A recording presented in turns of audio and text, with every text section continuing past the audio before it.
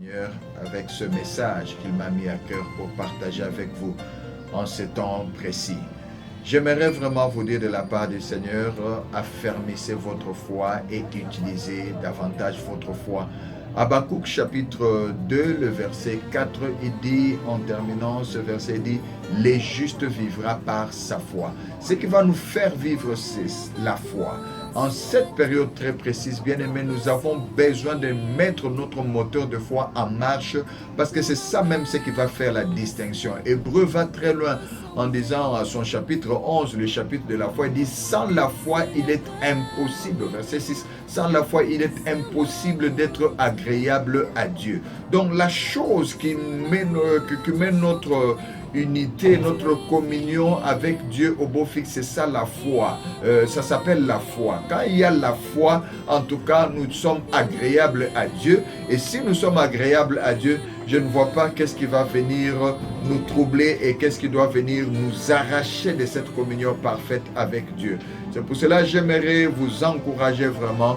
Affermissez votre foi. Et comment cela est-il possible? C'est au travers de toutes les paroles de l'Éternel que vous avez déjà reçues depuis que vous êtes chrétien.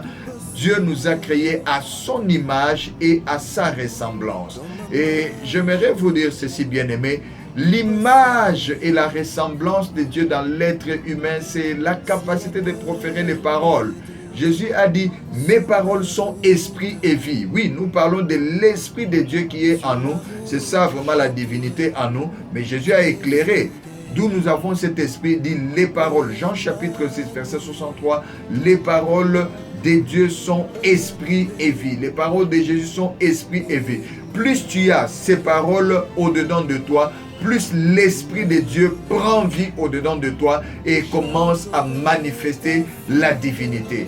Dieu nous a créé à son image et à sa ressemblance. Vous savez, il n'a pas donné au lion la capacité de proférer des paroles. Il n'a pas donné à l'éléphant ni à la fourmi, même pas au virus. Il ne lui a pas donné la capacité de proférer les paroles.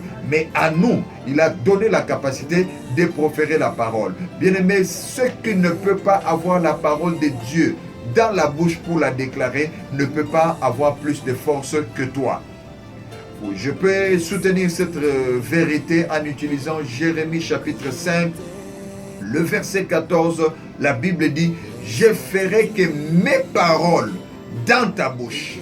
Mes paroles dans ta bouche. Donc les paroles de Dieu dans ta bouche à toi, les paroles de Dieu dans ma bouche. Ces paroles ne sont pas dans la bouche d'un virus. Ces paroles ne peuvent pas entrer dans la bouche d'un lion. Et vous savez, un jour, le Seigneur a permis que ces paroles sortent par une ânesse devant le prophète Balaam. Et c'était catastrophique. L'ânesse a pris le dessus sur l'homme directement. Et l'ânesse a eu la décision de ce qu'il fallait faire. Bien-aimé, faites attention avec la capacité que vous avez de proférer la parole parce que c'est ça la divinité en toi. C'est pour cela que j'aimerais te dire en ce moment, en ce temps de confinement, en ce temps où il y a la panique, en ce temps où cette pandémie de Covid-19 fait rage, c'est le moment où nous devons affermir la parole de Dieu au-dedans de nos cœurs, que la parole prenne racine dans nos cœurs et qu'elle s'exprime au travers de notre bouche. Dieu tient vraiment compte des paroles qui sortent de nos bouches, à tel point qu'un jour, le prophète Balaam, dont je venais de parler tout à l'heure, il s'est levé à cause de biens matériels qu'on lui avait présentés. Il était sur le point d'aller maudire le peuple d'Israël. Et Dieu a trouvé que non, si ce gars arrivait à prononcer des paroles, ça peut déranger tous les plans de Dieu. Et Dieu s'est levé sur les chemins pour lui empêcher de passer au travers de l'ange qui s'était placé en chemin. Tout ça pour éviter que l'homme ne dise ce qu'il ne fallait pas dire. J'aimerais te dire, bien-aimé, que tu as la capacité divine en toi. Tu as les paroles de Dieu au-dedans de toi. Et il faudrait maintenant que ces paroles au-dedans de ton cœur correspondent à ce qui sort de ta bouche. Et c'est l'explosion de puissance. Devant quoi que ce soit, bien-aimé, garde les paroles de la foi. La foi, c'est la conviction que les paroles que je suis en train de dire maintenant, personne ne peut les changer parce qu'elles sont de Dieu. C'est pour cela que j'aimerais bénir ta vie encore en ce moment, te déclarer au nom de Jéhovah Rapha, tu ne seras jamais atteint par ce virus. Ce virus n'a pas reçu la parole de Dieu, mais moi, serviteur de Dieu, j'ai reçu la parole de Dieu et je déclare cette parole pour toi. Reçois la bonne santé, reçois la protection, reçois la sécurité, reçois la distinction et que tu sois épargné dans cette saison de pandémie. Rien de mal ne t'arrivera. Oui, je m'adresse à ce virus. Il n'a pas la parole, mais moi j'ai la parole. Je déclare cette parole. Bien-aimé, si tu reçois cette parole, garde-la aussi, parce que c'est ça ce qui va te faire dominer. Regardez comment le monde est géré. Le monde est géré par les paroles. Chez nous, par exemple, dans notre pays, la RDC, le président de la République l'a dit, ok, plus jamais des cultes, les églises ne se réunissent. C'était une parole. Et cette parole-là, on exécute aujourd'hui dans nos églises, c'est vide et les gens ne se réunissent pas. C'est pour cela que je profite pour toi qui es à la maison. Le président ne t'a pas interdit la prière à la maison. Commence à vibrer tout le temps. Nous, en tant qu'église, nous avons un programme de 20h à 21h tous les jours. Nous avons louange et adoration, déclaration des paroles qui est l'expression de notre foi, et nous avons aussi l'application des mystères du royaume. Trois choses principales: louer et adorer le Seigneur pour que nous soyons en une communion parfaite avec lui.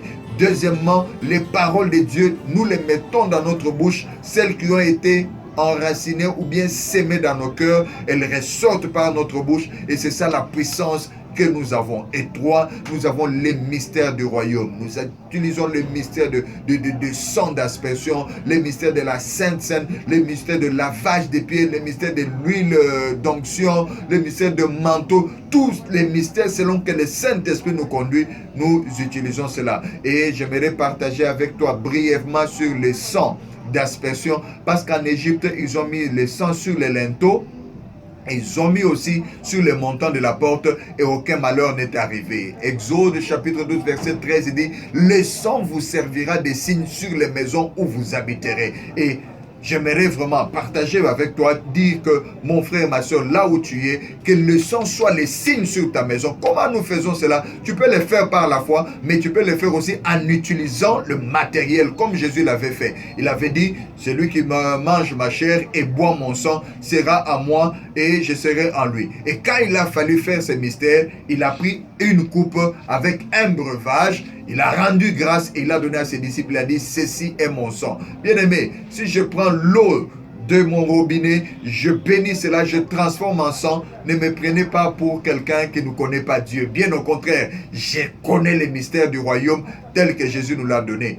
Et Apocalypse chapitre 11 verset 6, il a dit: nous avons le pouvoir de changer l'eau en sang. Prenez l'eau de chez vous, transformez en sang de Jésus, et quand vous sortez, appliquez dans votre parcelle, aspergez sur votre maison, dans les entrées, dans les chambres et consorts, et je vous dis, aucun malheur n'arrivera, aucune mort n'entrera chez vous. Et même s'il y avait quelqu'un qui était déjà affecté, je déclare sa guérison par le mystère du sang, parce que le sang parle de meilleures choses. En tout cas, j'aimerais prier pour vous et que le Seigneur vous bénisse dans les noms puissants de Jésus, que ces quelques paroles trouvent racine dans votre cœur, et quand vous allez exprimer la foi de ces paroles au travers de votre bouche, que vous voyez le miracle divin dans les noms de Jésus. Et je prie aussi pour quelque chose de particulier que le Seigneur m'a dit.